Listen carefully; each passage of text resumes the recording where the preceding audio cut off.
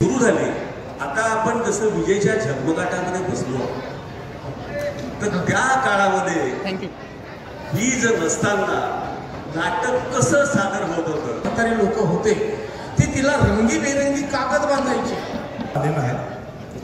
आमच्या वडसाजवळ एक कोंडाळा गाव आहे। त्या कोंडाळा गावामध्ये ज्यावेळी रामायण नावाची नाटक नव्हती ती दंडारी व्हायच्या आधी ना, हस्तलिखित दंडार असायच्या। आता आपण आलो 90 नंतरचं नाटक। 1990 नंतर जागतिकीकरण आलं सगळीकडे आणि जागतिकीकरण आल्यामुळे जग बदललं, ग्लोबल व्हिलेज झालं। जगात काय सुरू आहे हे आपल्याला घर बसल्या कळू लागलं। झाडीपट्टीचा प्रेक्षक इतका म्हणजे दिलदार आहे की ते व्यवसाय म्हणून कधीच झालं नाही। एक महोत्सव माझ्या गावात नाटक आहे आणि मला ते बघायचं आहे आणि त्यातून जो दुसरा एक त्याला एक झाडं जोडले आहे की त्या रूपाने येणारी गावातली पाहुणं सोयरिकी येणारे जावई हा एक त्याला एक सांस्कृतिक वारसा म्हटलं मी जेव्हापासून नाटक लिहायला सुरुवात केली तर माझे सगळे विषय करंट सोशल इश्यूवरती होते। पण तुम्ही एकच केलं एवढे नाटकं लिहून, म्हणून हा प्रश्न आहे की ह्या सगळ्या हस्तलिखित नाटकांना लोकांच्या पुढ्यात न आणणे याच्यामध्ये नेमका कोणाचा फायदा आहे याविषयी तुम्ही आम्हाला माहिती। मुळात नाटकं प्रकाशित करण्यासाठी माझ्याकडे जवळपास 5 नाटके आता आहेत की जी मी प्रकाशित करू शकतो, ज्याला भाषेचं सौष्ठव आहे। आणि झाडीपट्टीतील नेपथ्य आणि कला कशी निर्मित व्हायचे तर संगीत नाटकं बसवायची। कारण मुंबई भागामध्ये ज्या नाटकं व्हायच्या ते संगीतमय असायच्या। पण मुळात आमची जी तयारी होती ती दंडारीपासून। आम्ही दंडारीमध्ये सोंग काढतो आणि मग त्याच्यानंतर आम्ही संगीताकडे कसं म्हणतो। आम्हाला कुठलंही संगीताचं सारेगमपदनिसा हा काहीही माहीत नव्हता, परंतु आम्ही आमच्या हार्मोनियम मास्टर आम्ही त्या तयारीमध्ये गात होतो। त्यावेळेसही आमची जी पुणेकर मंडळी होती ते लोक आम्हाला शाबासकीची थाप द्यायची। बरोबर आहे तुमचं म्हणणं। त्या काळामध्ये धार्मिक आणि पौराणिक स्वरूपाची नाटकं होत होती। धार्मिक आणि पौराणिक नाटकामध्ये संगीत असायचं आणि ते संगीत त्या एखादा संगीतकार इथे बोलवला जायचा नागपूरवरून। जसे पडदेवाले बोलवत होतो तसे संगीतकार आपण नागपूरवरून बोलवत होतो, त्यांना आपल्या पदरी पोसत होतो। आपले त्यावेळेसचे सावकार जमीनदार जे लोक होते ते सगळे लोकांना मदत करत होते आणि अशा पद्धतीने संगीत नाटकाची परंपरा सुरू झाली। पण हे सुरू झाले। आता आपण जसं विजेच्या झगमगाटामध्ये बसलो तर त्या काळामध्ये वीज नसताना नाटक कसं सादर होत होतं। सर मी पहिला कलाकार मी असाच होतो। आम्ही च्या बत्त्या व्हायच्या, गॅस बत्ती, तर त्या वरून असे सोडायची आणि त्याच्यात रॉकेलची टंकी ती वर राहायची, खाली मेंथल असायचा आणि तिला आमचे जे म्हातारे लोक होते ते तिला रंगीबेरंगी कागद बांधायचे। आणि लक्षात घ्या किती महत्वाची गोष्ट आहे, रंगीबेरंगी आपली मुळं कुठे रुजलेली आहेत हे आजच्या मुलांना माहित नाही, ते जाणून घ्या। आणि रंगीबेरंगी कागद ज्यावेळेस लावली की मग एक माणूस हळूच फिरवायचा, मग कालांतराने सूत बांधायचे, तिला एक गिरणी बांधायचे आणि ती दिसू द्यायची नाही की माझ्यानंतर हा गॅसच त्या ठिकाणी 32 त्या ठिकाणी चढत आहे असा भास व्हायचा। आणि तिथून आमच्या चेहऱ्यावरती जी लाली व्हायची, उत्कृष्ट पेंटर नव्हते पण त्याच्यामध्ये मेकअप करत असताना आम्ही साधा सुद्धा तसं पावडर लावायचं। बरोबर आहे। सुरुवातीच्या काळामध्ये बत्तीच्या प्रकाशात आणि मला वाटते बत्ती येण्याच्या आधी बहुतेक मशाली पेटवून आपल्या सगळ्या कला सादर होत होत्या।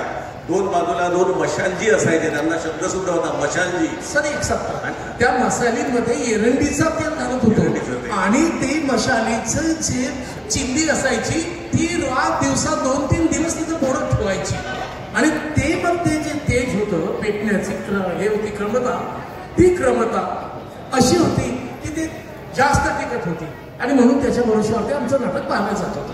बरोबर। तर अशा पद्धतीनं आपल्याकडे झाडीपट्टी रंगभूमी ही मुळातली संगीत रंगभूमी जी होती, मुळात आपले सगळे कलावंत हे दंडारप्रेमी होते आणि दंडारीमधल्या सर्व कलावंतांना संगीताची आवड असल्यामुळे स्वाभाविकच संगीत नाटके करण्याकडे झाडीपट्टीच्या कलावंतांचा कल होता, लोकांची आवड सुद्धा होती. हे चालत आली, पुढे चालत आली, पुढे चालत आली, पुढे चालत आली, पुढे सिनेमा. आणि मित्र, जेव्हा सिनेमा आला तेव्हा किर्लोस्करांपासून मोठी मोठी मंडळी सगळे ओस पडले. त्यांचे नाटकं बंद झाले, धंदे बंद झाले, सामान विकावं लागलं. आपल्या माहितीसाठी सांगतो, लता मंगेशकरांचे वडील बलवंतराव मंगेशकर यांची पेटी पवनीच्या राऊतकडे मागच्या पिढीपर्यंत होती. मागच्या पिढीपर्यंत पवनीला जेव्हा नाटक झालं, बुकिंग झाली नाही आणि बुकिंग न झाल्यामुळे त्यांना काही सामान गहाण ठेवून पुढचा प्रवास त्यांच्या गावापर्यंत मंगेशीपर्यंत करावा लागला. हा इतिहास आहे. एकीकडे ही परिस्थिती, तर दुसरीकडे झाडीपट्टीचे नाटक कधी ओस पडलेत का डॉक्टर साहेब? झाडीपट्टीचा प्रेक्षक इतका म्हणजे दिलदार आहे की ते व्यवसाय म्हणून कधीच झालं नाही. एक महोत्सव माझ्या गावात नाटक आहे आणि मला ते बघायचं आहे. आणि त्यातून जो दुसरा त्याला एक झालर जोडली आहे की त्या रूपाने येणारी गावातली पाहुणं, सोयरकी, येणारे जावई, हा एक त्याला एक सांस्कृतिक वारसा जो म्हटलं मी हा आणि म्हणून तो एक माझा नाटक आहे. मला पाहिलं पाहिजे. सगळे नातेवाईक यायचे, आजूबाजूच्या गावातले लोक यायचे, माझं आहे, माझी हे भावना त्याच्यामध्ये. आणि म्हणून अजून सुद्धा झाडीपट्टीचा प्रेक्षक हा टिकून आहे. याचं एक नेमकं उदाहरण मी देतो, अगदी तुम्हाला माहीत असलेलं. 1936 साली म्हणजे 35 मध्ये सिनेमा आला आपल्याकडे सुद्धा. आणि 1936 मध्ये इंग्रजांच्या साकोलीच्या सोशियल क्लबचा वार्षिक महोत्सव साकोलीमध्ये होता. आणि सांस्कृतिक कार्यक्रम कोणता करायचा म्हणून माधव पाटील डोंगरवार यांचं नाटक धाबे पवनीचे बोलावं, सिंहाचा छावा. त्याच्यात एक वाक्य जोडतो, नाना पर्शिकर त्या साकोलीची. हो, साकोलीचे. आणि माधवराव पाटलांसोबत ते काम करायचे. नाना पर्शिकर, शाहू मोठं पलाडीचे, भंडाऱ्याच्या जवळ. ते आपल्याच लोक या झाडीपट्टीची ते. तर इंग्रजांना जेव्हा हे महोत्सव करायचं होतं त्यावेळेला त्यांनी आता ही जी बेनार ट्रेन, ही बेनार ट्रेन 3 दिवस माधव पाटील डोंगरवार यांच्या सेवेमध्ये दासीप्रमाणे दिलेली होती. पहिल्या दिवशी पडदे आणा, दुसऱ्या दिवशी सर्व सामान आणा, कलावंत आणा आणि तिसऱ्या दिवशी सगळं घेऊन जा. म्हणजे एवढी क्रेज झाडीपट्टी नाटकांची त्या काळामध्ये होती, ज्या काळामध्ये मराठी नागर रंगभूमीवरची नाटकं ओस पडू लागलेली होती. हे आपण लक्षात घेतलं पाहिजे. हा दैदिप्यमान इतिहास आपला आहे. पुढचं मी प्रश्न विचारतो जुना ढोरे साहेब, तुम्हाला आठवते का जुन्या काळामध्ये हे सगळे नाटकं केले जात होते तर नेपथ्य संगीत हे सगळं स्वतःचं होतं की रेडीमेड दुसरे मंडळं आणायचे दुसऱ्या मंडळाकडून?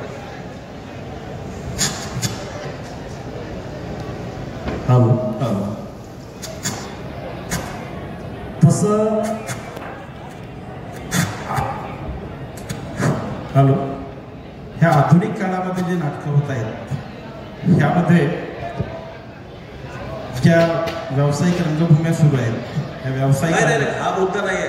आपला विषय कोणता आहे? झाडीपट्टी रंगभूमी काल कशी होती म्हणजे 1990 पर्यंत, आज कशी आहे म्हणजे 1990 पासून तर 2020 पर्यंत, आणि उद्या कशी राहील तर 2020च्या पुढची रंगभूमी आपल्याला सांगायचं आहे. ही गोष्ट पहिल्यांदा आपण लक्षात घ्या. म्हणजे गडबड म्हणजे कुठे मध्ये करू नका. त्याला इतिहास जाणून घ्यायचा झाडीपट्टीचा, ज्या व्यावसायिक मंडळांचा इतिहास आपल्याला पुढे येईल. तर तुम्हाला माहित नसेल तर मी सांगतो की जी जी मंडळं होती ती स्वतः पेंटर स्वतःजवळ ठेवायचे. आणि ते पेंटर नाटक कोणता करतो आहोत, ते दृश्य कोणते आहेत तसे दृश्य ते रंगवून घेत असत. आणि तेव्हा 3-3 महिने तालीम केल्यावर ते नाटक होत असत. हा मुद्दा हा सुद्धा अनुभव मला आलेला आहे. आमच्या वडसाजवळ एक कोंडाळा गाव आहे. त्या कोंडाळा गावामध्ये ज्यावेळी रामायण नावाची नाटक नव्हती ती दंडारी व्हायच्या आधी ना, हस्तलिखित दंडार असायच्या. एका एका गावामध्ये 2 मंडळं होती. पहिल्या मंडळानं रामायण दंडार करायचं ठरवलं. रामायण दंडार ही 4 अंकाची होती आणि एका रात्रीमध्ये पण ती संपत नव्हती, अशा प्रकारची ती दंडार होती. एका मंडळाने त्या दंडारीचं आयोजन केल्यानंतर त्याच्या विरुद्ध पार्टीमध्ये असलेल्या दुसऱ्याही मंडळानं तीच दंडार करण्याचं ठरवलं आणि मग एकमेकाचं पाहून त्यांनी संपूर्ण वानर सेनेची मुखवटे बनवले. त्याच्यात हरणाचा मुखवटा, त्याच्यामध्ये जटायूचा मुखवटा, असे 4 बैलगाड्या भरतील इतके मुखवटे त्यांनी तयार केले होते आणि स्वतःचे पडदे नेपथ्य सुद्धा मंडळांनी तयार केले होते. याचं उत्तर असं आहे, मी जेव्हा लहान होतो तेव्हा माझे अशी नाटकं खूप होत नव्हती. जे मार्गजार लोक होते, विशेषतः कोहडी पाटील. ते कोहडी पाटलाच्या घरात जेव्हा नाटकावर माझ्यावर नाटकं करायचे तर त्यांनी ते मेकअप कसं करायचं शिकून घेतलं होतं. सगळं ते सामान कोणतं घरी करायचे. नागपूरच्या नेरकर मंडळाला बोलावलं, पडदे घेऊन घेतले आणि मग ती परंपरा पुढे शिकून घेतली. त्याला शिक्षणाचे जे जाणकार होते त्याला घरी आणून त्यांच्याकडून शिकून घेतलं आणि शिकण्याची प्रवृत्तीमुळे ते मग नंतर सगळं वाढत गेलं. तर मित्र, झाडीपट्टी रंगभूमीला घेऊन आता आपण आलो 1960 पर्यंत. 1960 मध्ये नेमके काय बदल झाले असते? भारताला स्वातंत्र्य मिळालं. स्वातंत्र्यानंतर गावागावामध्ये शाळा सुरू झाल्या. लहान मुलं शिकू लागलीत, आपल्या पिढीचे लोक शिकू लागलीत, ती मोठी झालीत, हायस्कूल पर्यंत गेलीत तालुक्याच्या गावात आणि जिल्ह्याच्या गावात कॉलेज पर्यंत गेली. म्हणजे 1960 पर्यंत झाडीपट्टीवर सामाजिक नाटक झालेला नव्हता, हा इतिहास लक्षात घ्या. 1960 मध्ये आपल्या झाडीपट्टीवर आपल्या झाडीपट्टीच्या माणसानं जर कोणी नाटक केलं असेल तर गोना मुनघाटे गुरुजी 1960 मध्ये खेड्यातील माणसं नावाचं नाटक त्यांनी स्वतः लिहिलं. हे झाडीपट्टीतलं पहिलं हस्तलिखित नाटक आहे. 1960 हे नाटक लिहिलं त्यांनी आणि ते लिहून आपल्या मॅट्रिकच्या विद्यार्थ्यांकडून बसवलं. आता तुम्हाला आश्चर्य वाटेल, विद्यार्थी कोण होते? विरमलवार गुरुजी, वडपल्लीवार गुरुजी यांची जी चमू आहे, ही सगळी चमू त्या नाटकामध्ये होती. त्या काळामध्ये 1960 मध्ये आरमोरीला मुनघाटे साहेब आले. तर अशा पद्धतीनं हे नाटक ते झालेलं आहे आणि इथून हळूहळू सामाजिक नाटकं आपल्या तालुक्याच्या ठिकाणी बाहेरच्या मंडळांची येऊ लागली आणि त्या नाटकांचाही प्रभाव आपल्यावरती पडला. एक सुशिक्षित वर्ग जो होता आपल्यामधला, तो सामाजिक नाटकं करू लागला. अर्धशिक्षित वर्ग होता, तो थोडासा तमाशा प्रधान नाटकाकडे वळला आणि जो अशिक्षित वर्ग होता तो हळूहळू धार्मिक पौराणिक नाटकच करू लागला. हा इतिहास आपण लक्षात घेतला पाहिजे.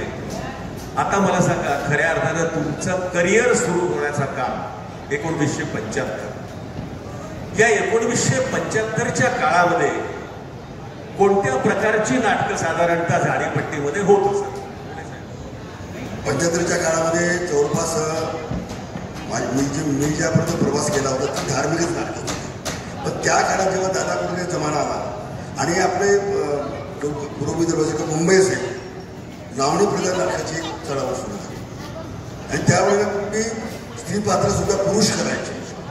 पण नंतर कालांतराने काही समाज हा परिवर्तनशील आहे, आवड बदलली आणि अशा प्रकारे नवीन मुली समोर आल्या नाचणाऱ्या. त्यातून त्या सुद्धा नाटकामग काही स्वयंलिखित लेखक तयार झाले. त्यांनी नाटकं घ्यायला सुरुवात केली आणि काही छापीव नाटकं जी तिकडे मुंबईकडे होती त्याची लाभू प्रधान ती सुद्धा त्या कालांतराने व्हायला लागली. गिरणगाव आणि आपलं गिरणगावची नाटकं, गिरणगाव परळ रंगभूमीवरती जेवढे काही कोकणी माणसं गेले होते कामानिमित्तानं, कोकणचे माणसं गिरणगाव परळ भागामध्ये ते राहत आणि तिथे त्यांनी कामगार रंगभूमी निर्माण केली आणि स्वतःच्या रंगभूमीसाठी त्यांनी स्वतः नाटकं लिहिले आणि ते प्रकाशित केले. तीच नाटकं आपल्याकडे आली अनुपमा पुस्तकालय नागपूर या एकाच ठिकाणी फक्त ही पुस्तकं मिळत असतात.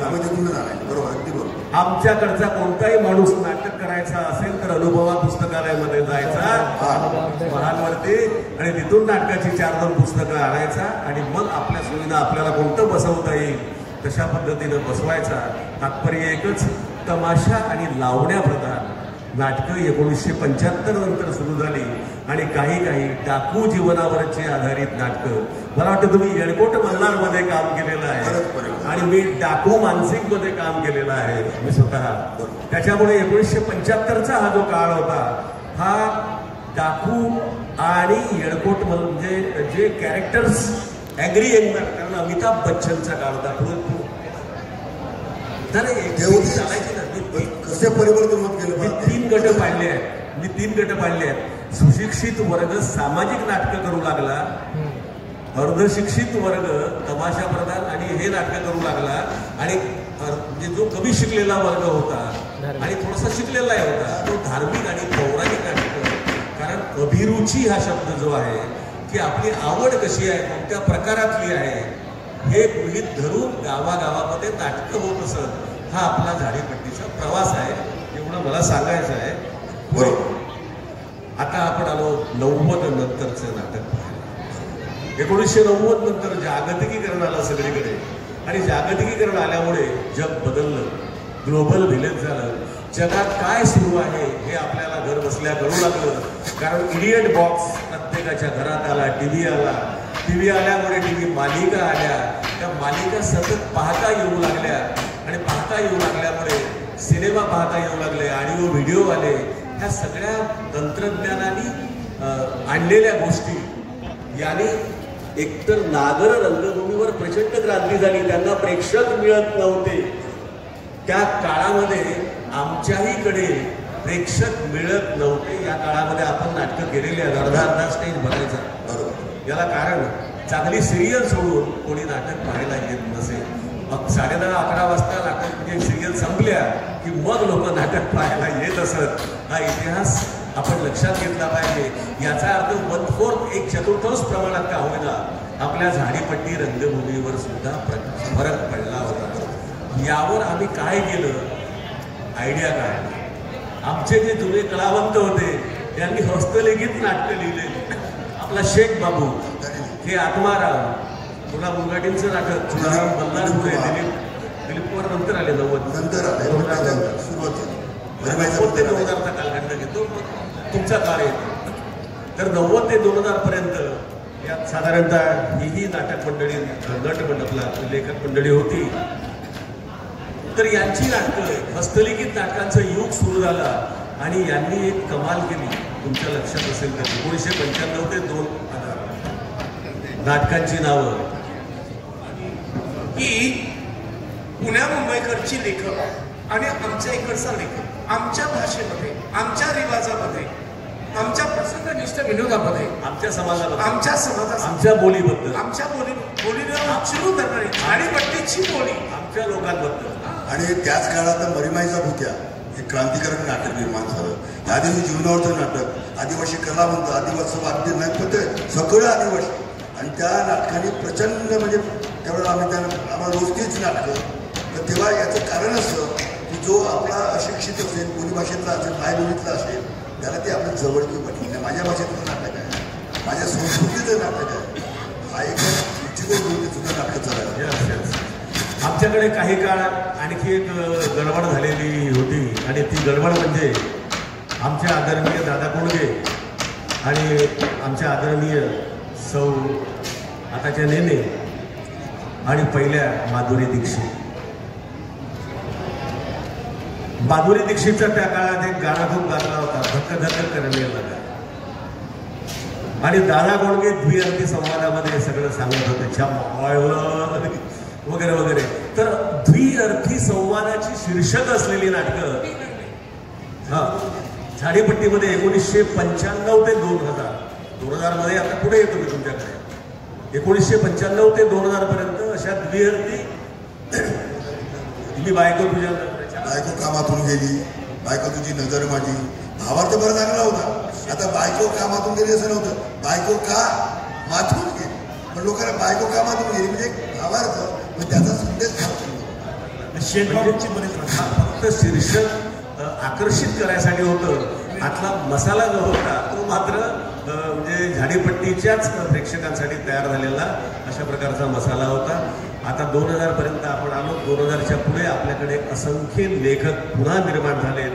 सदानंद बोरकर आहेत, उद्धवराव शिंगाडे आहेत, जयदेव सोमनाथ आहेत, प्रदीप बिडकर आहेत, राजकुमार पोटे आहेत, माटे आहेत, व्ही दिलीप कुमार आहेत, प्रेमकुमार खोब्रागडे, प्रल्हाद मेश्राम, यश निकोडे, आनंद भिमटे, सिद्धार्थ गोवर्धन, अनिरुद्ध वनकर, देवेंद्र लुटे, रमेश बोरकर, असंख्य लेखक, जवळपास 100 लेखक आज झाडीपट्टीवरती नाटकं लिहिली. आता तुम्ही सांगता आता किती आहेत? पुन्हा व्यावसायिक मंडळं किती आहेत आपल्याकडे? माझ्या माहितीप्रमाणे 50च्या वरतात. अगदी 60 व्यावसायिक नाट्य मंडळ आपण वर्षाला 50च्या वर असं आहे. आजूबाजूला तर पाहिले बोरकर साहेबाचं, नवरगावचं वेगळं, शिंदेबाईचं वेगळं, परिसरामध्ये त्याचा एक परिणाम असा झाला की मी जर काळ पाहिला 70-80 पर्यंत पूर्णतः झाडीपट्टी रंगभूमी हौशी रंगभूमी होती. जेव्हा कंपन्यांचं अतिक्रमण झालं तेव्हा ती हौशी रंगभूमी आता पूर्ण यायला गेली. म्हणजे जो खेड्यापाड्याचा जो कलाकार होता मागे त्याचे हौशी नाटक करायचे. म्हणजे हा एक आजच्या व्यावसायिक रंगभूमीचा प्रचंड मोठा दुष्परिणाम आहे. या दुष्परिणामाकडे आपण येणार होतो. आता आपण 2000 पर्यंत आलो आहोत. तर ही सगळी लेखक मंडळी झाली, चांगली नाटकं लिहू लागली. आता ह्या चांगल्या नाटकांच्या संहिता आपल्याला अभ्यासकांना पुरवायच्या आहेत खऱ्या अर्थानं. प्रेमकुमारजी लाईव्ह चालू आहे, ते लाईव्ह चालू आहे.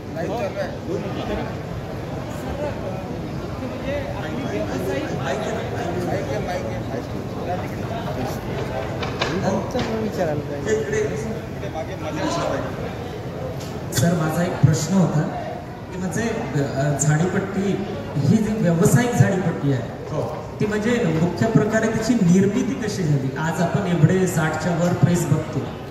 आधी कसे गावामध्ये लोक गोळा होऊन नाटक करायचे, मग ती प्रेस निर्माण झाली, तर तिची निर्मिती कशी झाली हा प्रश्न. बरोबर सांगतो मी. अर्थशास्त्राचा एक नियम आहे, मागणी तसा पुरवठा. दादा ऐक थोडंसं. 1965 मध्ये अजित भैया यांनी वडसा येथे भारत प्रिंटिंग प्रेस काढली. अजित भैया भारत प्रिंटिंग प्रेस काढली. तिथे कलावंत आणि नट्या, म्हणजे सुरुवातीला नट्याच मिळायच्या. सगळ्या नट्यांचे ब्लॉक त्यांच्या पेटीमध्ये राहायचे. ते कोणाला देत नव्हते. आपल्याला नाटक करायचं असेल तर त्यांच्यापाशी जावंच लागेल, कारण एकच प्रेस झाडीपट्टीमध्ये होती. तर त्यांच्याकडे जायचे. नंतर ते नट्यांबरोबर त्यावेळेस ते गाजलेले जे कलावंत होते ते कलावंत पुरवायचे. ते गाजलेले कलावंतही सांगतो. सुमंत कुमार गडेकर म्हणजे नरेश कुमार गडेकरांचे वडील, जयंत सावरकर, मधु जोशी, प्रभाकर आंबोले नंतर आले. तर या बरोबर आणि आपल्याकडे जे गाजलेले होते आपले इरमलवार 10वीत नाटकात काम केलं, पण 1965-70 पर्यंत ते तरुण झाले आणि तरुण झाल्याबरोबर ते नाटकामध्ये काम करू लागले आणि यांच्या नाटकाच्या तारखा भारत प्रेसमधून मिळू लागल्या होत्या. अशा प्रकारे एक व्यवसाय झाला. तो न सांभाळल्यामुळे त्यांचेच जावई बब्बू भैया त्यांनी महाराष्ट्र ललित रंगभूमी नावाची एक वेगळी प्रेस काढली. आणि ही काढल्यानंतर सासरे जावयाची एक झाडीवूड फॅक्टरी सुरू झाली आपल्याकडे. त्यानंतर मग नाकाडे आलेत, दिलीप कुमार वडे आलेत. हळूहळू येत गेला हा प्रकार आणि असे असंख्य माणसं जुळत गेली व्यावसायिक रंगभूमीवर. कारण नाटकांची मागणी वाढत होती. लोकांना इन्स्टंट नाटक हवं होतं आणि इन्स्टंट नाटक देण्यासाठी हे सगळं तयार आपल्याजवळ रेडीमेड नाटकं अशा पद्धतीनं तयार झाली आणि इथून हा प्रकार सुरू झाला एवढं आपल्याला सांगता येईल. तर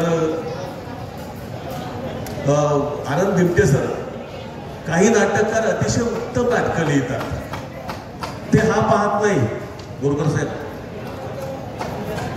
हे पाहत नाही की या नाटकाचा आशय विषय याला अनुरूप आपण किती पात्र घेतले पाहिजे.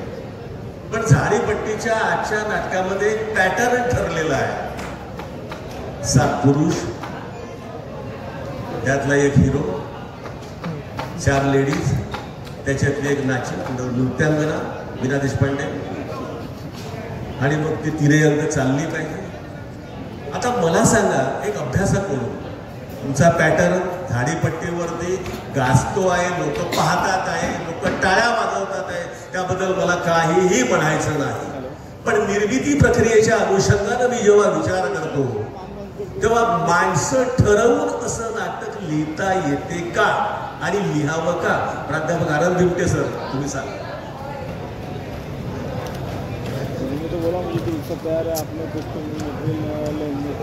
आपण जो आता प्रश्न विचारलाय सर, खरं तर आमच्यासारख्या फ्रीलान्सर लेखकाची खूप मोठी समस्या आहे.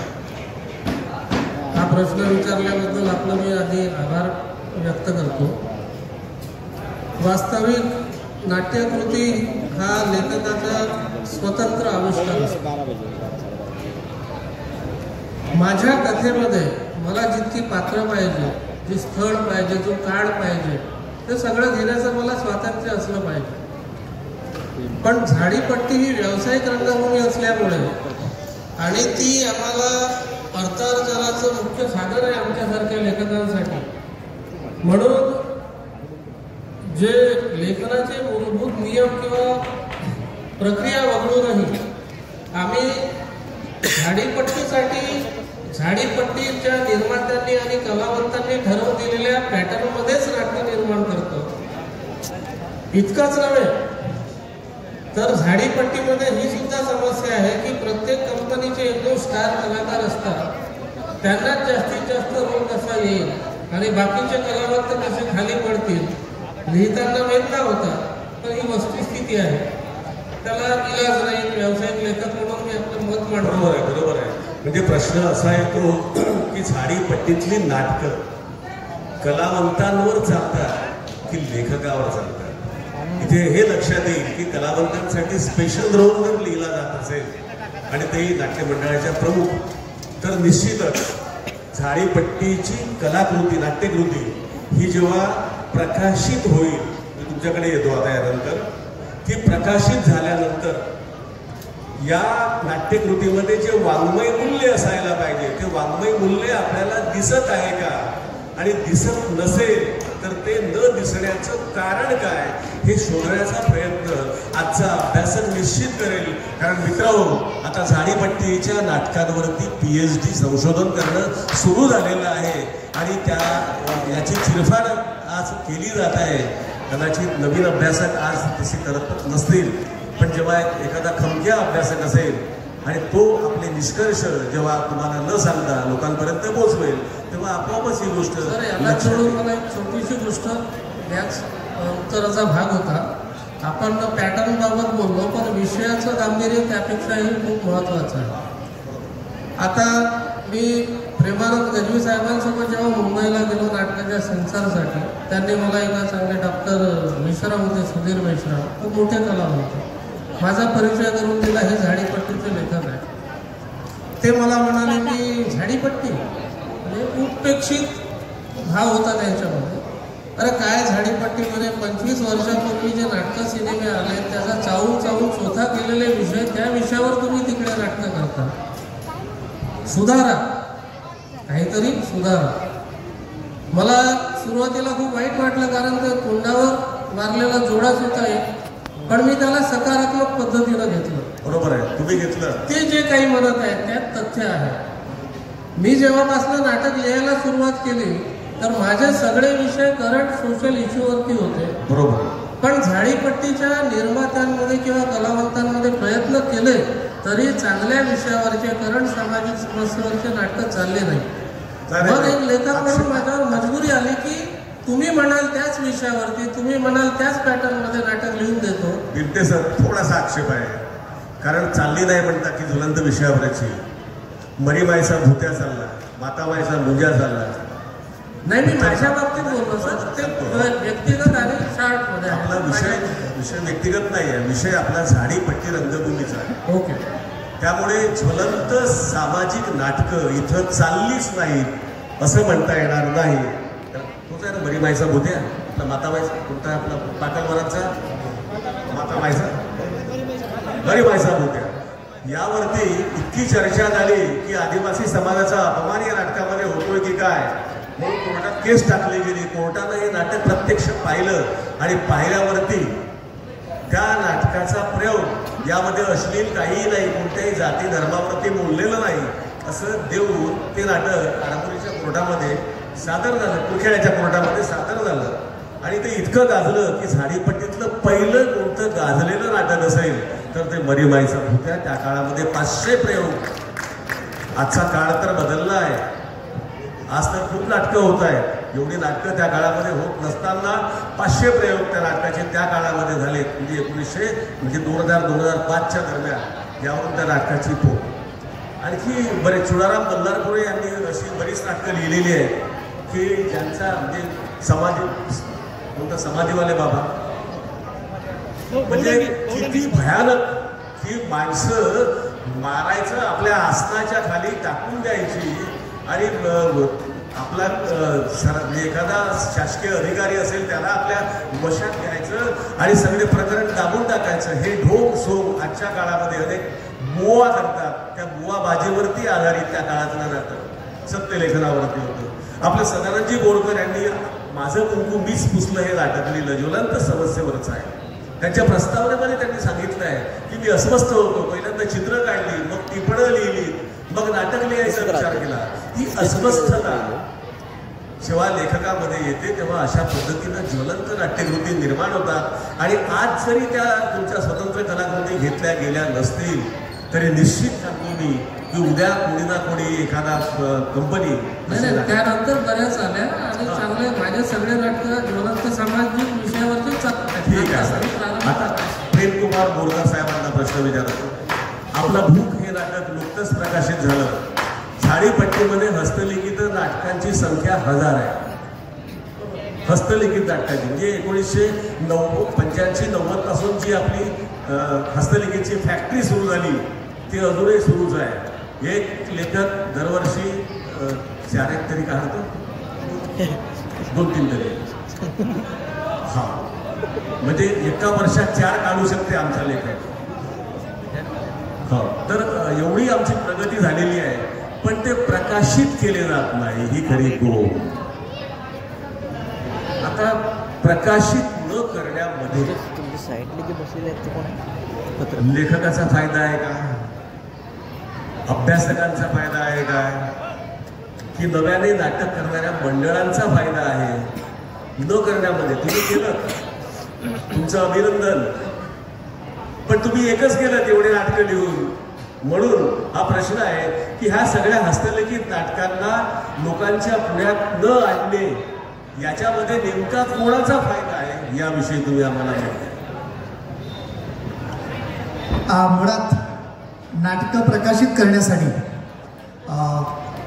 माझ्याकडे जवळपास 5 नाटके आत्ता आहेत की जी मी प्रकाशित करू शकतो, ज्याला भाषेचं सौष्ठव आहे, एक वाङ्मयी मूल्य आहे. मी मराठी साहित्याचा विद्यार्थी, मुळात मराठी साहित्याचा विद्यार्थी असल्यामुळे मी 88 ते 90मध्ये किंवा 90-91 मध्ये नासी फडकेंचं प्रतिभा सादर ते पुस्तक माझ्या अभ्यासक्रमाला होतं.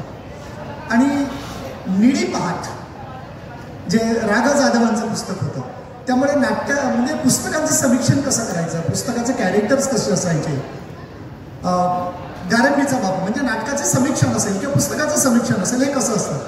त्यामुळे मी जेव्हा नाट्यलेखनाकडे वळलो, खरं तर नाट्यलेखनाकडे मी अपघाताने वळलो.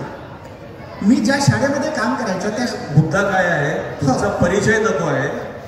मुद्दा हा आहे की जी नाटकं अप्रकाशित आहेत ती लोक प्रकाशित का करत नाही, एवढंच फक्त उत्तर पाहिजे.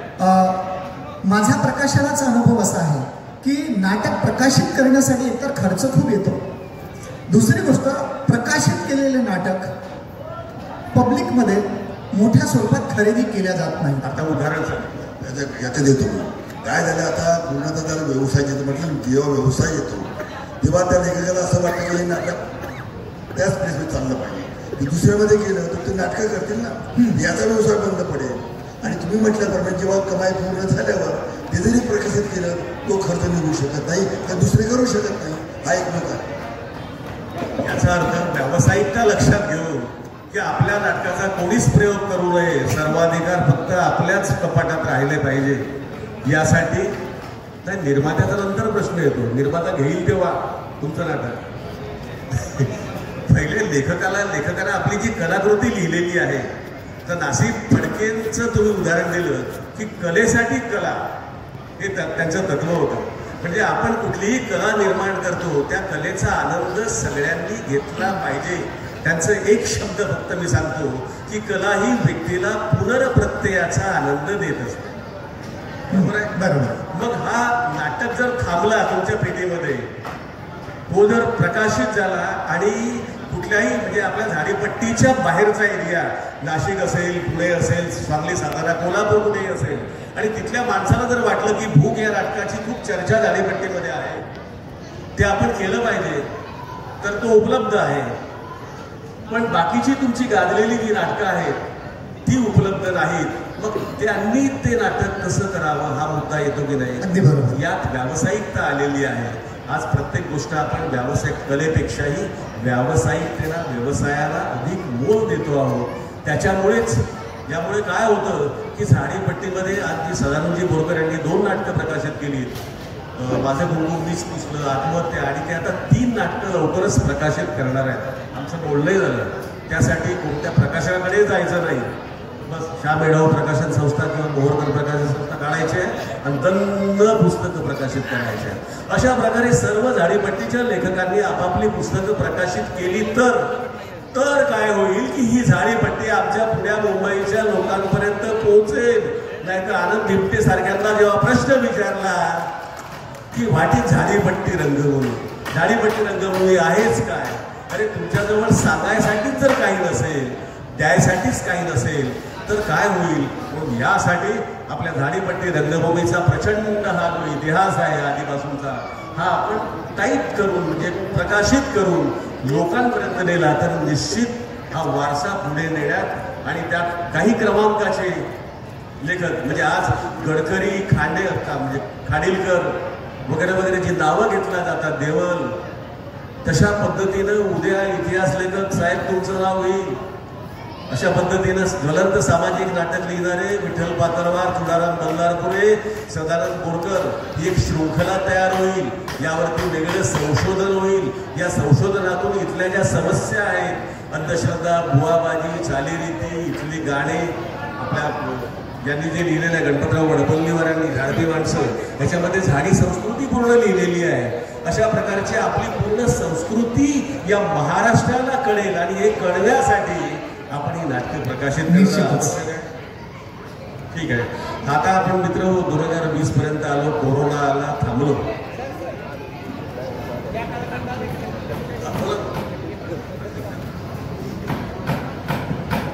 चांगला प्रश्न होता असं की मी प्रेमकुमारांनाच विचारतो, तुम्ही मांडलेला प्रश्न की प्रकाशित यासाठी करत नाही की आपला व्यावसायिक मार्ग आहे, बरोबर नाही.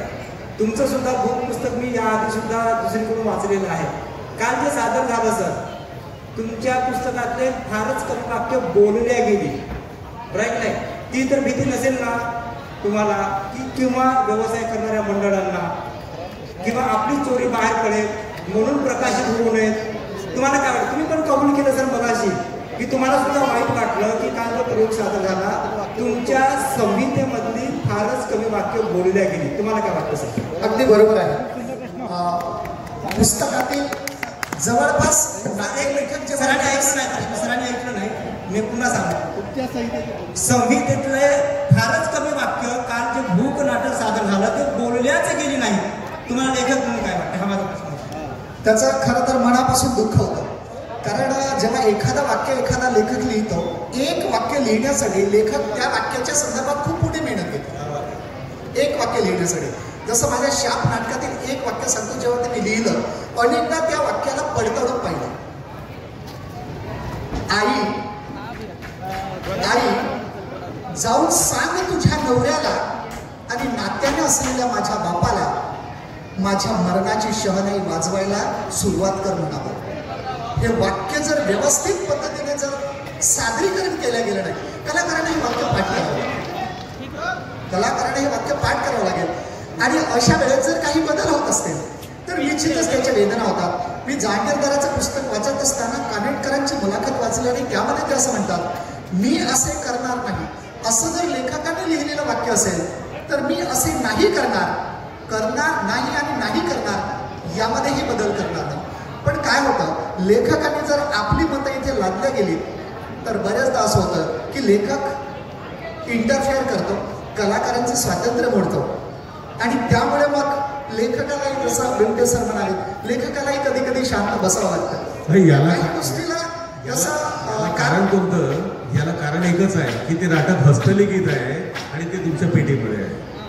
ते फक्त त्या तुम्ही एका मंडळाला देता आणि त्याला म्हणता की तुला जेवढी मोड तोड करायची तेवढी करून टाक, पण सादर कर. हे ठीक आहे की आपण नवीन माणसं असतो, आपल्याला वाटते आपलं नाटक रंगभूमीवर गाजलं पाहिजे, गेलं पाहिजे, तर हे गेलं पाहिजे. पण लेखकाची मोडतोड होऊन, म्हणजे कंबर मोडून, लेखकाची कंबर मोडून जर नाटक सादर होत असेल तर यात आनंद कितपत नाही. त्याला कारण असं आहे, काय झाडीपट्टीमध्ये एक विनोद हा एक प्रकार आहे. जेव्हा नाटकामध्ये कलावंत असतात त्याला वाटतं की मी कुठेतरी प्रकाशित आलं पाहिजे, मग तू काहीतरी आपल्या हातचे माझ्यावर पोहोचला पाहिजे. मग लेखकाला विचारत येईल, मग त्या ती जी संहिता ती बाजूला जाते आणि हे जे काही 4-5 लोक मेन असतात, पब्लिसिटी मिळाली पाहिजे, माझं कुठेतरी बसस व्हायला पाहिजे, हे एकमेव कारण आहे. तो दिग्दर्शक असतो, स्वतः प्रेझेंट करण्यासाठी त्या मुळतोड करतो आणि ते समोर आणतो. लोकांनी टाळा वाजवल्या, तो लेखक विचारायचे काय त्याला सांगायचं असतं, ते बाजूला जातं आणि त्याचा खाली त्याला विद्रुप सुद्धा येतो. आणि म्हणून ते नाटक खऱ्या अर्थाने तो अन्याय लेखकावर. बरोबर आहे. लेखकाने अन्याय किती दिवस सहन करायचा हा महत्त्वाचा मुद्दा आहे. आणि त्यासाठी एकच पर्याय आहे की आपण लिहिले आणि ती संहिता उत्तम झाली असं वाटलं, त्याचे 15 ते 20 प्रयोग झाले की आपण आता मी सल्ला खरं म्हणजे द्यायला नको पण देतोच. आपली नाटकं जेव्हा रंगभूमीवर गाजतात तर आपल्या एका सीझनमधले 5,000 रुपये जर काढून ठेवले तर 3-4 वर्षात 20,000 रुपये सहज जमतात. आणि ते फक्त नाटकाच्या प्रकाशनासाठी ठेवायचे. अगदी बरोबर. असं जर केलं तर निश्चितच नाटकं प्रकाशित होतील, नाटकांचा अभ्यास लोकांना करता होईल आणि आपली झाडीपट्टी रंगभूमी सुद्धा तिचं वैशिष्ट्य जे आहे हे वैशिष्ट्य जगासमोर येईल, तिचं सामर्थ्य जगासमोर येईल. आपण आपसात मर्यादा तिच्या ठरवू पण आपण सामर्थ्य लोकांपर्यंत पोहोचवू. आता मगाशी सदानंदजी बोरकर नव्हते, आता मूळ पहिल्या प्रश्नाकडे मी येतो. कारण मी जे विधान केलेलं आहे ते विधान सदानंदजींच्या आणि त्यांचे बाबा जे आहेत सदानंदजी यांच्या साक्षीनं केलेलं होतं. ते की 1886, कारण मी जवळपास 4-5 तास आम्ही यांच्या घरी बसलो आणि बाबांकडे असलेली पूर्ण माहिती की बालाजी पाटील कोणत्या काळामध्ये काम करायचे, मग तो कोणता काळ असेल, हे सगळं तारतम्य. आणि हे केल्यानंतर सांगलीकर मंडळी नागपूरला कधी आली होती हा इतिहास ताळून पाहिला नाही. म्हणजे आधी जर आपण म्हटलं म्हणजे 136 वर्षाची परंपरा 1887 पासून, आणि हा काळ जर तुम्ही मागे नेला तर मग तुम्हाला कोणते आपलं भावे आहेत ना त्या भावेंच्या नाटकांवर यावं लागेल. कारण त्याच्या आधी नाटकं नव्हती. भावेंची नाटकं आपल्या झाडीपट्टीत आलीत का हाही महत्त्वाचा मुद्दा. आणि 1980 भावेंची नाटकं प्रकाशित झालेली आहेत. त्याच्या आधी त्यांचे हस्तलिखितच होते आणि आमचाच हस्तलिखित आमचा लेखक जर कोणाला देत नसेल तर विल भागला ते भावे खरंच इतरांना हस्तलिखित देत असतील का? नाही, ते फक्त त्या मंडळांनाच आपलं हस्तलिखित देत असत. त्यामुळे झाडीपट्टी रंगभूमीचा उदय जर आपल्याला ठरवायचा असेल काय करता येईल? तुम्ही जो विष्णुदास भावेंचा उल्लेख केला तिथे आपली झाडीपट्टी रंगभूमी उदयास होती असं म्हणणं मला वाटतं चुकीचं ठरलं. त्याचं कारण असं आहे की यांनी आता जो उल्लेख केला की त्या काळात गंडारी ज्या झाल्या आणि दंडारीनंतरचा जो प्रवास सुरू झाला नाटकांचा तो त्याच्यानंतरचा. मला असं वाटतं की हा जो कालखंड तुम्ही सांगता एक तर झाडीपट्टीचा कालखंड आम्ही ठरवू शकत नाही. हे वेगळे सांगतात, हे वेगळे सांगतात, हे वेगळे सांगतात. आणि आज झाडीपट्टीतली सगळ्यात जुनी परंपरा जर कुठल्या रंगभूमीत असेल ती नवरवाच्या रंगभूमीला आहे. पण मला सुद्धा असं वाटते की तो भैयारी विजेचा जो कालखंड होता तो कालखंड कदाचित दंडारीपासून सुरुवात झालेला असा आणि त्याची सुधारणा होत होत नंतर ते नाटकापर्यंत येऊन पोचले. हा जो मधला कालखंड आहे हा झाडीपट्टीच्या जन्माचा कालखंड असू शकतो. कारण मी कुठल्या तारखा देऊ शकत नाही, कारण कोणीतरी म्हटलं म्हणून मी म्हणतो. आणि हा जो कालखंड आहे आमच्या तिसऱ्या पिढीच्या आधीचा कालखंड आहे, बरोबर आहे. त्याच्यामुळे पुढेच मला असं वाटत नाही की झाडीपट्टीतला कुठलाही माणूस जबाबदारीने असं म्हणू शकेल की आम्ही 1885 साली पहिलं नाटक वगैरे केलं, खोटं. परंतु आम्ही एक अंदाज लावू शकतो तो कालखंड लोककलेचा होता, दंडारीचा होता आणि दंडारीपासून प्रेरित होऊनच झाडीपट्टीचं नाटक जन्माला आलं. तो हा कालखंड असू शकतो. हो अगदी आहेच ना. म्हणजे मला जो विषय निघायचा प्रस्ताव येतो दंडा खडी गंमत याचं एक विशिष्ट कॉकटेल जर कुठलं असेल तर ते नाटक आहे आजचं झाडीपट्टीचं. बरोबर. आम्ही वाङ्मय याची अभ्यासक मंडळी थोडासा किस काढत असतो. आता जो दंडार शब्द यांनी वापरला या दंडारीचा आणि त्या दंडारीत केल्या जाणाऱ्या सोंगांचा उल्लेख हा फक्त 17व्या 16व्या शतकापुरता नाही आहे. मराठीतला आद्य ग्रंथ मुकुंदराज यांनी लिहिलेला लीळा चरित्र, या लीळा चरित्रातल्या 5व्या अध्यायामधली 40-42 ओवी सोंग संपादिता कौशले पडे नटासी दिजेती अलंकार भूषणे जरी मिथ्या परी पावणे नटासीच अर्पिती. ही ओवी त्याच्यामध्ये आहे. सोंग संपादिता कौशले पडे. हा सोंग जो घेणारा कलावंत आहे तो कौशलेला आनंदामध्ये आहे की मला फार चांगली भूमिका मिळालेली आहे. सोंग संपादित जो संपादन करतो ती भूमिका करायसाठी तो तयार होतो आणि मग आपले जे पडदे पेटीवाले जे आहेत नटासी दिजेती अलंकार भूषणे म्हणजे त्याच्या भूमिका करण्याची तयारी झाली रे झाली की त्याला राम असेल, लक्ष्मण असेल, रावण असेल किंवा शूर्पणखा असेल, जो कोणी असेल जी भूमिका त्याला करायची असेल तर त्यासाठी आवश्यक भूषणं शस्त्र त्याला दिली जातात आणि तो रात्रभर काम करतो. कसा करतो? सोंग मिथ्या परी पावणे. मी जे घेतलेले सोंग आहे ते खोटं आहे. मी काय राम आहे का, मी काय रावण आहे का, मी काय शूर्पणखा आहे का? सोंग मिथ्या परी पावणे. आणि सकाळी उठल्यावरती हे सगळं सोंग जे आहे तो आपल्यातल्या नटाला अर्पण करतो आणि दुसऱ्याच्या मजुरीवर किंवा आपल्या वावरामध्ये सकाळी उठून जातो. हे मुकुंदराजांनी 1110 मध्ये लिहिलेलं आहे. याचा अर्थ दंडार आपल्याकडे भवभूतीच्या काळापासून 7व्या शतकापासून होती. ती फक्त आपल्या मधल्या काळामध्येच होती असं नाही, कारण सर्व महाराष्ट्राची संस्कृती ही लोककला, लोकनृत्य, लोकनाट्य यावर चाललेली आहे आणि ती वाढलेली आहे. दुसरी गोष्ट यांनी मुलाशी एक विधान केलं की 1930 पासून तुमचं नाट्य मंडळ रजिस्टर्ड आहे. हा 130 वर्षापासून 130 वर्षापासून रजिस्टर्ड जर असेल तर ते रजिस्टर्ड जे आहे ते आता 25 वर्षापूर्वी 25 वर्षापूर्वी. हां, परंतु कसं आहे की आमच्या नाट्यमंडळाचा इतिहास जो आहे तो अगदी प्राचीन आहे. त्याच्यावरच अंदाज बांधता येईल, त्याच्यावरच अंदाज. कारण कसं आहे स्वर्गीय दादाजी पाटील बोरकर यांचा कालखंड 1901 ते 1980 आहे आणि त्यांनी वयाच्या 17व्या वर्षापर्यंत नाटकात काम केलं आणि त्याच्या एक पिढी आधी स्वर्गीय भाऊजी जोशी यांनी काम केलं. म्हणजेच आम्ही अंदाज बांधू शकतो स्वर्गीय दादाजी पाटील बोरकर जर 1901 साली जन्माला आले असतील त्याच्या आधीची एक पिढी 20 वर्ष मागे कमीत कमी 20 वर्ष मागे जाईल. हा अंदाज बांधून आम्ही सांगतो की आमच्या मंडळीला जवळजवळ 135 वर्ष झाले असतील. बरोबर, अगदी बरोबर. आणि हाच धागा पकडला की बालाजी पाटील बोरकरांच्या आधी 20 वर्ष जर गेलो तर 1885 वगैरेचा काळ येतो 1885ला नागपूरला सागरीकर मंडळीकडे नागपूरला आले नाही, ते आले 86 मध्ये.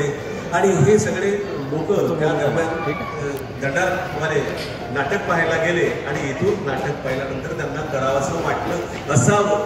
पण आता नाटक कोणतं त्यांनी आणलं, स्वाभाविकच आहे, सौभद्र नाटक राहील. आता ते सौभद्र नाटक त्यांनी आणलं आणि कुठले असो. हो, तर अशा पद्धतीने हे सगळं झालं. आणि आता आपण एक छोटासा प्रश्न होता. कोकणमान नाही म्हणताय, आपल्याला अभ्यास करायचा असेल तर कोकणमान नाही म्हणतात. आपल्याला एक जवळपास अंदाजे ठरवावं लागेल, ठरवावंच लागेल. म्हणजे आपण माझ्या वडिलाचं वय अंदाजे 75 होतं असं म्हणून नाही जमणार. आपल्याला जवळपास मिळती जुळती मोठी जरी असेल तरी एक जन्मतारीख द्यावी लागेल. बरोबर सर. एक छोटासा प्रश्न होता की काल, आज आणि उद्या हा एक विषय चालला आहे. आपण अतिशय अभ्यासपूर्ण असं विवेचन आता सगळ्या मान्यवरांनी केलं आहे. मी आदरणीय सदानजी बोरकर आणि पुणेकरांना विचारू इच्छितो की आता समाज माध्यमं फार बदलत चाललेली आहेत आणि आजची तरुण पिढी सगळ्या समाज माध्यमांवर पोहोच चाललेली आहे. आणि या सगळ्या पार्श्वभूमीवर म्हणजे सदानंदजींनी जे नाटकं लिहिली आहेत, असताना नको गो बाई किंवा माझं कुंकू मीच पुस्तकापासून आता 2 घरांचं गावपर्यंत, इथून पुढे या झाडीपट्टी नाट्य महोत्सवाच्या अनुषंगाने त्यांचं भविष्य काय राहील, यंग जनरेशनच्या अनुषंगाने, समाज माध्यमांच्या या काळामध्ये जो आजचा युवा भरडला जातो आहे त्या काळाच्या अनुषंगाने या नाटकाचं भविष्य उद्या आणखीन काय असेल, त्या दृष्टीने काय प्रयत्न झाडीपट्टी रंगभूमी करते आहे? खूप चांगला प्रश्न आहे, पण हा प्रश्न तुमच्याच याच्यामध्ये आहे तो प्रश्न आहे. मित्रा, म्हणजे तुझ्या म्हणण्यानुसार तू माझी नाटकं बघितलेली आहेस. त्या नाटकांचा आशय जर तू बघितलास, त्याचा भावार्थ तू जर बघितलास, तर तिथे तुला निश्चितच मला काय सांगायचं आहे तरुणांना हे त्याचं उत्तर तुला सहज सापडेल. प्रत्येक तरुणाला वेगळा संदेश देण्याची गरज नाही आहे. माझी फक्त मी 9 नाटकं लिहिली आहेत, पण प्रत्येक नाटकातून प्रबोधन कसं करता येईल, उद्याचा तरुण कसा असला पाहिजे, त्याच्या समस्या काय आहेत ते तुला कुठे ना कुठे दिसून येतील. राहिला प्रश्न आजच्या या सगळ्या युवकांना तो स्पेशल विषय द्यायचा, कारण त्याच याच्यावर एक नवीन नाटक असायला पाहिजे. इथे बसली सगळी मंडळी झाडीपट्टीची आहे आणि त्यातून झाडीपट्टीच्या प्रेक्षकांच्या किंवा या समाजाच्या समस्या मांडण्यासाठी आम्ही इथे बसलेलो आहोत. त्यामुळे आम्ही त्याला प्रायोरिटी आधी देऊ.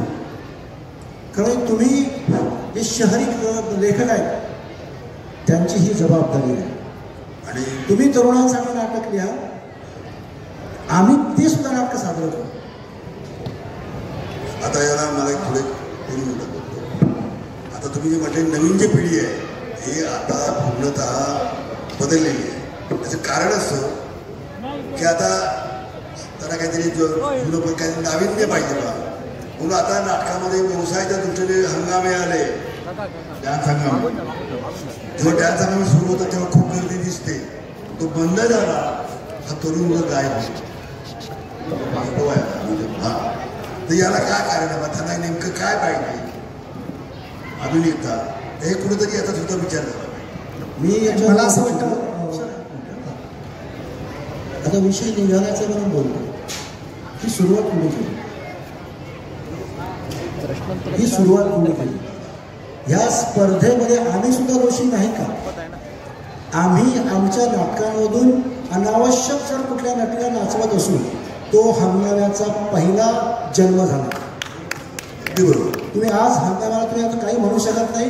गर्दी जमण्यासाठी तुम्ही हंगामी आणता ते पुढं निघून जातात, पण कारण नसताना आमच्या नाटकामध्ये जर लावणी नाचवल्या जात असेल, कारण नसताना आमच्या पोरी अर्धनग्न नाचत असतील, नाटकाचं गांभीर्य राहील का? हा सुद्धा तुम्ही सगळ्यांनी झाडीपट्टीच्या तमाम लेखकांनी तमाम दिग्दर्शकांनी विचार केला पाहिजे.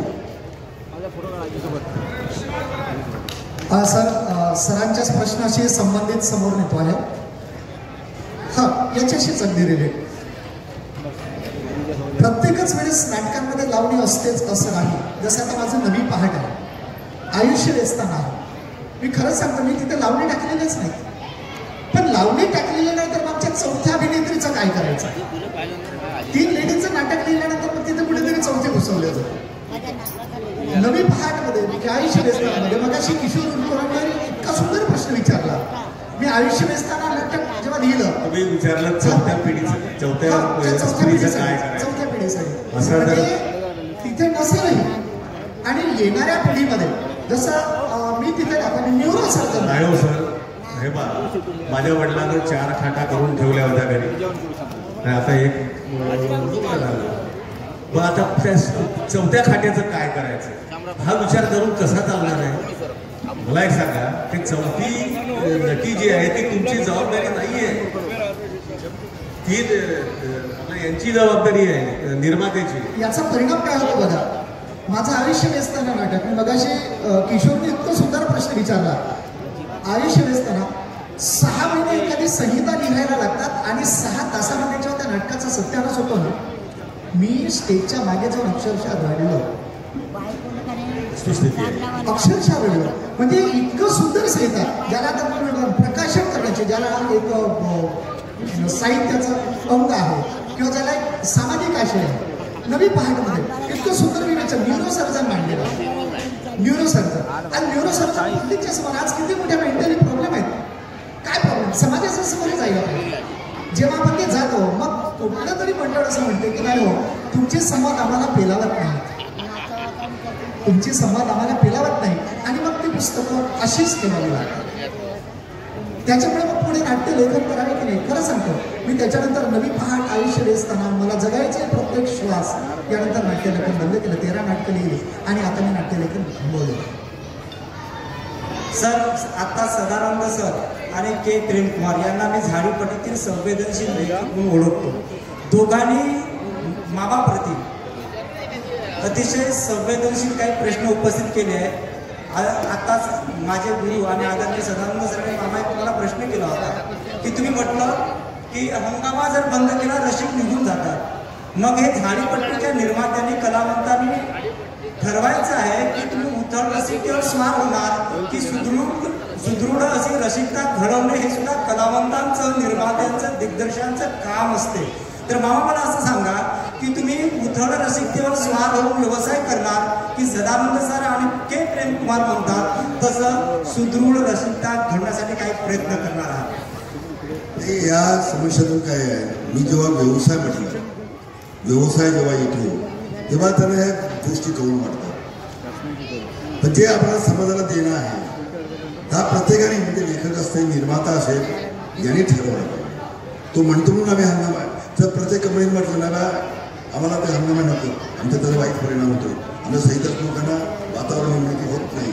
ते प्रत्येक निर्मात्याने सुद्धा जर सुरू केलं की अरे भाऊ यातून काहीतरी मार्ग निघू शकतो, प्रेक्षकाला दूर करता नाही, आपल्यापासून सुरुवात करा. इतरही म्हटलं का हंगामा पाहिजे त्याला आम्ही नको, तुमचा हंगामा आम्ही नाटक देणार नाही, काहीतरी त्रास होईल, याच्यावर तुम्ही काय बोलणार? तसंही नाटकाची संहिता चांगली असेल तर हंगामाची गरज नाही. आणि आमच्या नाटकाने हे सिद्ध केलेलं आहे. काल कुठे आपण हंगामा केला होता? एकही इथे किती लांबपर्यंत पब्लिक होती का? कुठे हंगामा होता? त्यांनी तसं नाहीये. याच्यामध्ये काय आपण देतो, कोणीतरी करतात. चांगल्या नाटकाला हंगामाची गरज नाही. हंगामा नसताना हे आपलं मत झालं. पण सध्या माझ्या दृष्टीनं नाटकाच्या या समितीत राजकारण खूप सुरू आहे. म्हणजे भाजप नाटक वेगळे, एकाच गावात 4 नाटकं भोंगे बांधून काय डिस्टर्ब होतं सर. आमच्या भागात आहे, तिला माहीत नाही, तुमच्या भागात कमी आहे.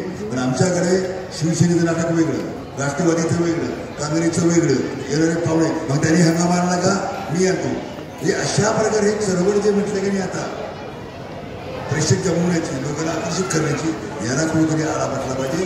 याला आपण सुरुवात करू. सर, एक प्रश्न आहे सर्व रंगण करण्यासाठी आहे.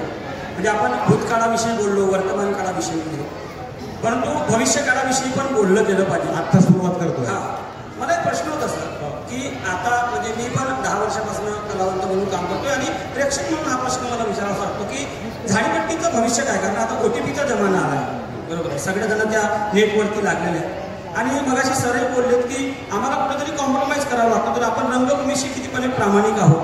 आणि मला असं वाटतं की जर प्रेसमध्ये पण कुठे ती आपण जी नैतिकता म्हणतो किंवा कमिटमेंट कलावंतांचं दिसत नाही. एका प्रेसची आपण किती दिवस टिकून राहिलं पाहिजे हे दिसत नाही. तर अशा वेळेस आपल्या झाडी रंगपट्टीचं, रंगभूमीचं काय भविष्य उरणार आहे? तुम्हाला सगळ्यांनाच विचारायचं आहे.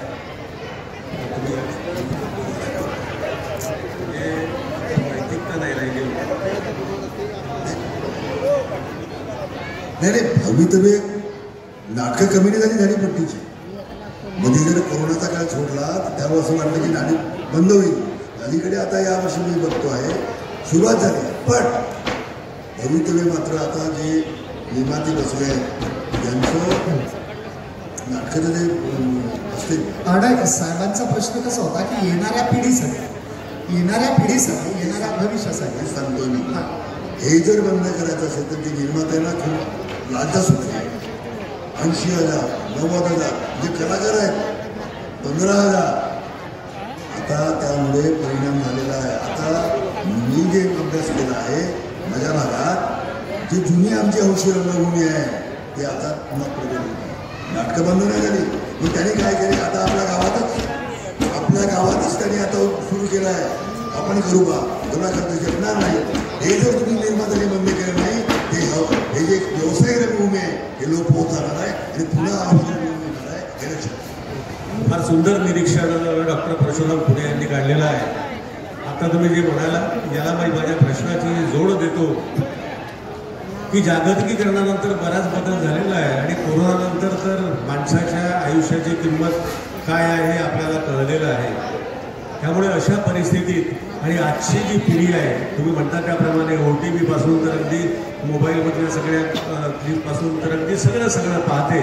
तर ह्या मंडळीला म्हणजे झाडीपट्टी रंगभूमीवर आणायचं जर असेल तर अशा परिस्थितीमध्ये काही पर्याय आहेत.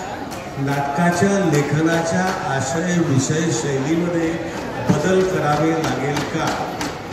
अभिनय शैलीमध्ये बदल करावं लागेल का? आम्ही 4 पडदे एकवेळ शिवले की 10 वर्ष तरी फाटकले तेच चालवायचे.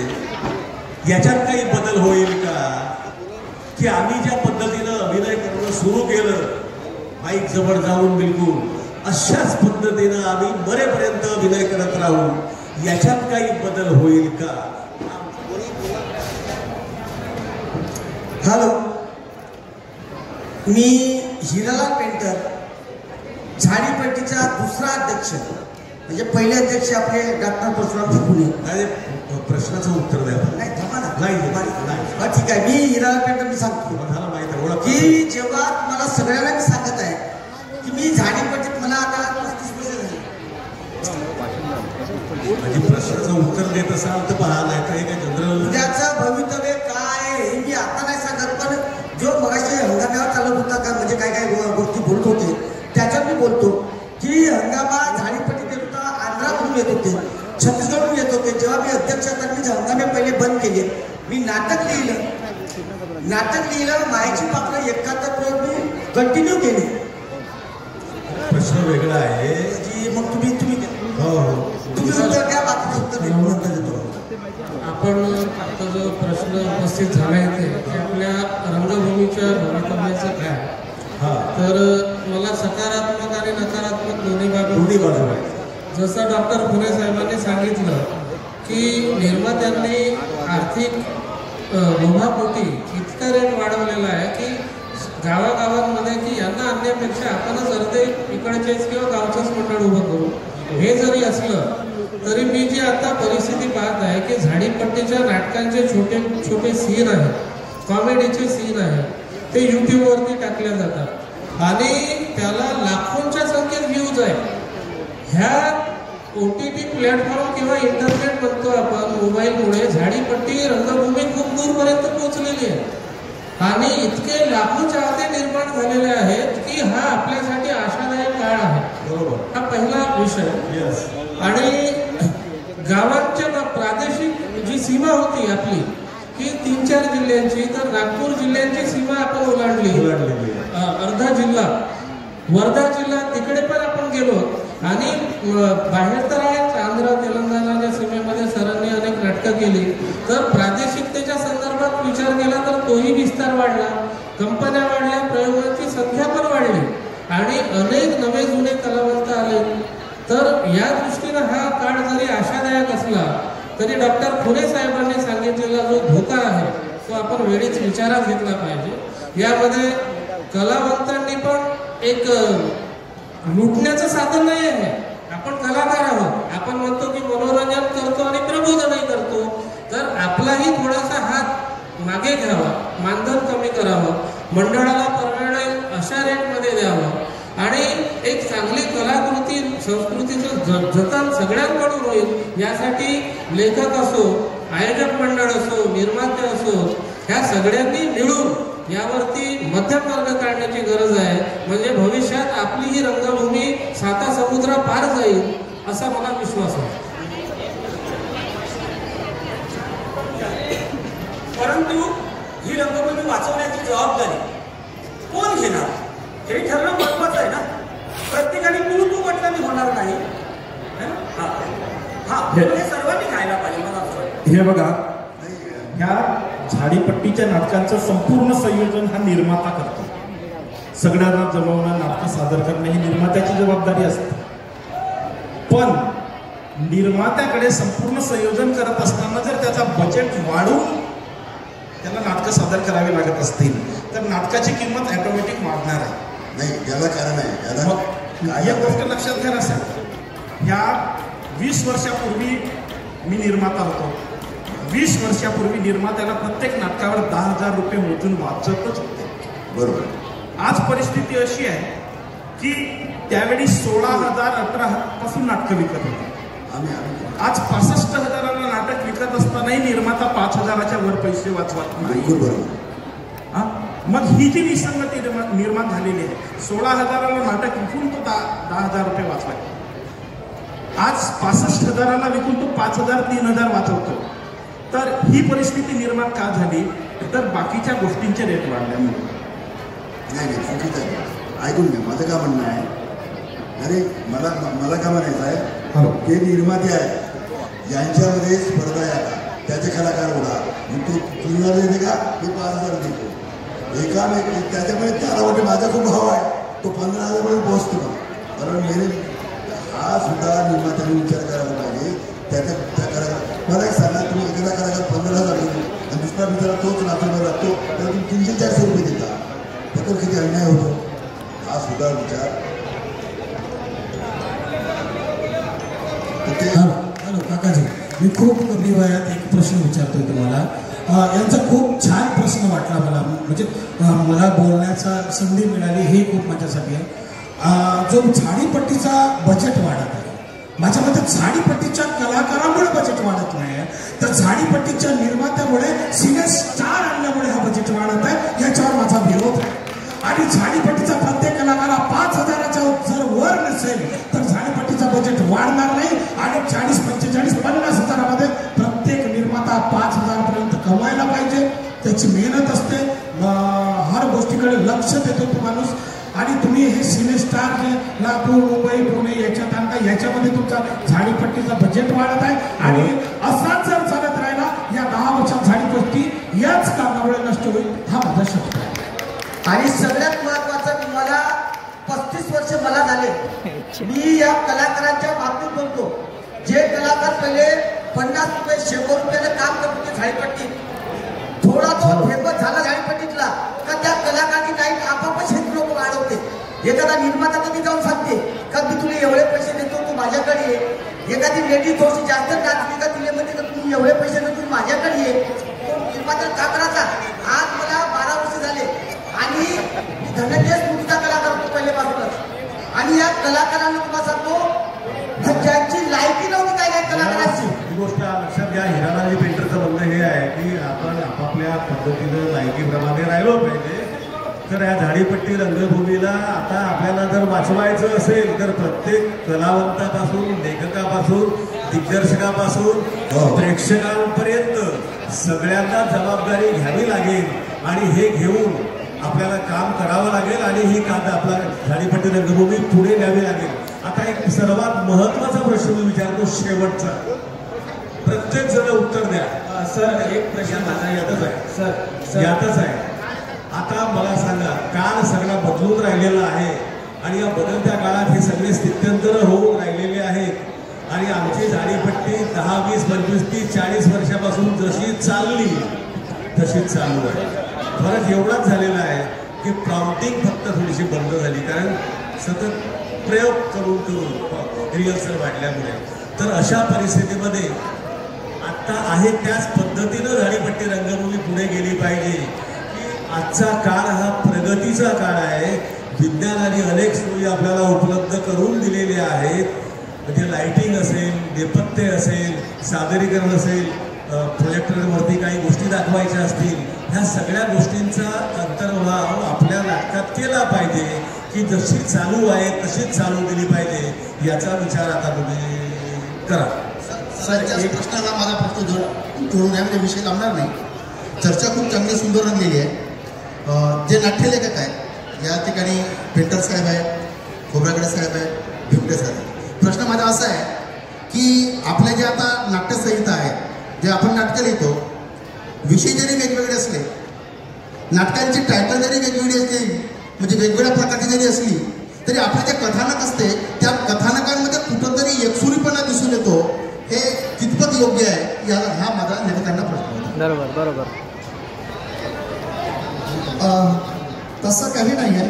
काही कथानक अलग आहेत. आता गतिशीलता हा निसर्गाचा नियम आहे, त्यामुळे ते गतिशील असलं पाहिजे आणि बदलत्या काळानुसार कथानकांमध्ये पण बदल झाला पाहिजे. 21व्या शतकात वावरत असताना कथानकांमध्ये पण बदल होण्याची गरज आहे. तीच वहिनी, तोच भाऊ, तोच दादा, हा काळ आता हळूहळू बदलला पाहिजे.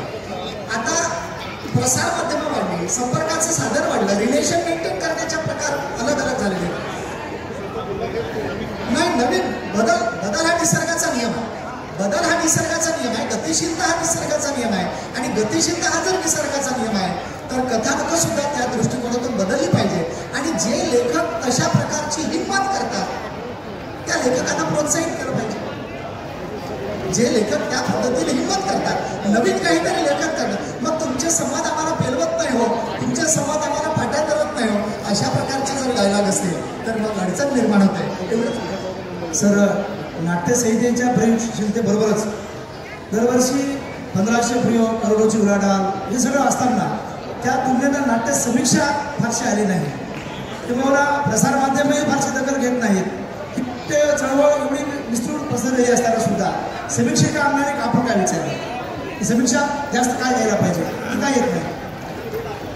सरांच्याच प्रश्नाला माझा एक प्रश्न आहे कलेच्या संदर्भात, समीक्षेच्या संदर्भात, की एकंदरीत आजपर्यंत आपण घडलो, आजपर्यंत आज इथे आणून ठेवलेले आहे नाटक, पण पुढे चालण्यासाठी आमची तरुण मंडळी लागतात, म्हणजे नवोदित कलाकार लागतात, म्हणजे गाजलेले दिगंबर जे चांगले कलावंत आहेत, जे आता लोप पावलेले आहेत, म्हणजे वृद्ध झालेले आहेत, ज्या रंगमंचकाशी संबंध तुटला किंवा जे आता नावाजलेले आहेत, ते कलावंत सुद्धा नवोदित कलाकारांना फारसं स्थान किंवा त्यांना या प्रवाहात आणण्याचं विशेष काम करत नाही. त्याच्यामुळेही ही झाडीपट्टी कुठे पुढे टिकेल की नाही टिकेल हाही एक प्रश्न आहे. आणि नवोदित कलाकारांच्या मनामध्ये तो प्रश्न निर्माण होतो की आता आम्ही पुढे करायचं का, या संदर्भात. सर, या संदर्भात मी एवढं सांगेन की जवळपास 5 ते 6 वर्ष संशोधन करून मी झाडीपट्टी रंगभूमीची शतकोत्तर वाटचाल हा एक समीक्षा ग्रंथ लिहिलेला आहे. की आपल्या नाटकाचा प्रारंभ कसा झाला, त्याचं प्रारंभिक स्वरूप कसं होतं, कुठून उगम झाला, कसा बदल होत गेला, आणि आपण कशी नाटकं पूर्वी करायचो, 60 पूर्वी कशी होती, 60 नंतर कशी झाली, 75 नंतर कशी झाली, 90 नंतर कशी झाली, हे सगळं मी त्या पुस्तकामध्ये लिहून देण्याचा प्रयत्न केला. त्यानंतर आम्ही झाडीपट्टी रंगभूमी आकलन आणि आस्वाद नावाचा एक मोठा ग्रंथ काढला. याद्वारे की लोकांना झाडीपट्टी रंगभूमीचं स्वरूप कळलं पाहिजे, वाचलं पाहिजे. ते म्हणजे आपल्या अर्धवट का होते की अर्धवट ज्ञान घेऊन आपण जेव्हा कोणताही उपचार करतो त्यावेळेला तो खरा उपचार होत नाही. डॉक्टर साहेबांना समजा अर्धवट ज्ञान असेल आणि त्यांनी व्होल्टेज इंजेक्शन टोचलं तर तो रोगी मेल्याशिवाय राहणार नाही. म्हणून अर्धवट ज्ञान कोणाहीजवळ असू नये, त्याला पुरेपूर ज्ञान असलं पाहिजे. एखाद्यानं ज्ञान मांडलं असेल, ते जर खोटं वाटलं तर ते खोडून काढायचं आणि आपलं मत मांडायचं. ते लिहिलं म्हणजे ते प्रमाण आहे असं नाही, फायनल आहे असं नाही. आपण आपलं मत मांडायचं की मला असं असं वाटते. अशा पद्धतीनं आपण जर घेऊन गेलो त्या झाडीपट्टी रंगभूमीचा इतिहास सुद्धा पुढे पाहिला जाईल. नव्वदोत्तर झाडीपट्टी हे पुस्तक काढलेलं आहे शेखर डोगरेंचं गौरवग्रंथ. अशा पद्धतीनं सतत तुम्ही झाडीपट्टी रंगभूमीवरती पुस्तकं काढत राहिले तर पुढच्या पिढीला काही ना काही मिळेल. तुम्ही जर काहीच करणार नाही आणि आपण आज असंख्य कलावंत पाहतो, ते चाचपणा देतात, पेपर दाखवतात, मी एवढे काम केले, एवढे रोल केले, पण त्याचा उल्लेखच कुठे नाही, कारण त्याचा इतिहासच लिहिला गेला नाही. आणि जर तुमचा इतिहास लिहिला गेला नसेल तर तुम्हाला विचारणार कोण आहे? हो, तुमचा इतिहास हा फार महत्वाचा आहे. लक्षात घ्या, शिवाजी महाराजांची समाधी महात्मा फुलेंनी रायगडावरून शोधून काढली आणि मग टिळकांनी त्यानंतर शिवजयंतीचा कार्यक्रम सुरू केला. हा इतिहास आहे. म्हणून आपल्याला इतिहास आपला पॉवरफुल ठेवला पाहिजे, ताकदवान ठेवला पाहिजे, ज्वलंत ठेवला पाहिजे, लिखित स्वरूपामध्ये ठेवला पाहिजे, तरच तो पुढच्या पिढीपर्यंत जाईल. नाही तर माझा बाप 50 नाटकात काम करत होता, तो गेला. आता उपयोग काय? ना पॉम्पलेट आहे, ना काही आहे, ना काही आहे. अशा परिस्थितीमध्ये आपल्या सर्वांची जबाबदारी आहे की आपल्या झाडीपट्टी रंगभूमीला पुढे नेण्यासाठी संहिता प्रकाशित करणे, चांगल्या दर्जेदार साहित्य म्हणजे नाटकं असतील त्या ठिकाणी आवर्जून पाहायला जाणे आणि अशा पद्धतीनं आपली रंगभूमी पुढे जाऊ शकेल असा मला विश्वास वाटतो. आणि झाडीपट्टी महोत्सवाच्या निमित्तानं या ठिकाणी आपल्या सर्वांना रंजे साहेब गेले जीवनरंजे, डॉक्टर पद्मश्री डॉक्टर परशुरामजी पुणे, के प्रेमकुमार साहेब आणि आनंद पिंटे या सर्वांनी या चर्चेमध्ये सहभाग घेतला. या सर्वांचे या सत्राचं सूत्रसंचालन करणारा श्याम मोहरकर आपल्या सर्वांना धन्यवाद देतो आणि कार्यक्रम इथे संपला असं जाहीर